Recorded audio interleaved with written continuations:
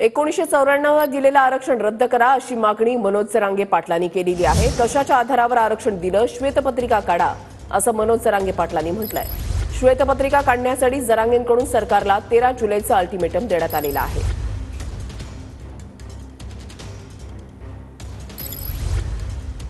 मी कुणबीच धरायचा असला आणि कुणबीची पोटजात मराठा होत नाही किंवा मराठ्यांची जात कुणबी होत नाही पोटजात असं जर तुम्हाला म्हणायचं असलं तर 180 जातीच्या नंतर ज्या जाती लावल्या त्या सगळ्याची सगळ्या काढा। 94ला दिलेलं आरक्षण सगळं रद्द करा, त्याची श्वेतपत्रिका काढा। हे दिलंय कशाच्या आधारावर आणि काय म्हणून दिलं हे मराठ्यांना कळणं 13 जुलैच्या आत गरजेचं आहे। हे दिलंय कसं?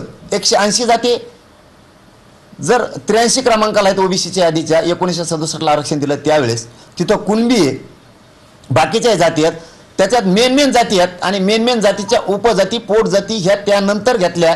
350 400 काय घ्यायच्या तेवढ्या पोटजाती म्हणून घेतल्या असल्या तर मराठा सुद्धा घ्या, जर घ्यायच्या नसल्या तर त्या कशा घेतल्या याचं उत्तर आम्हाला द्या।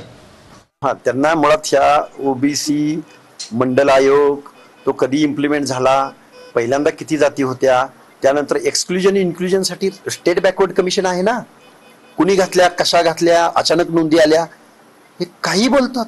त्या आयोगाच्या माध्यमातून या जाती जर ऍड होत असतील की जो आयोग हा आमच्या मंडल आयोग किंवा सेंट्रल गव्हर्नमेंटच्या 1994 पासून ओबीसी संदर्भात जे काही अधिकार मिळाले ओबीसींना ते आयोग आहेत आणि त्या आयोगाचा घटनात्मक दर्जा आहे।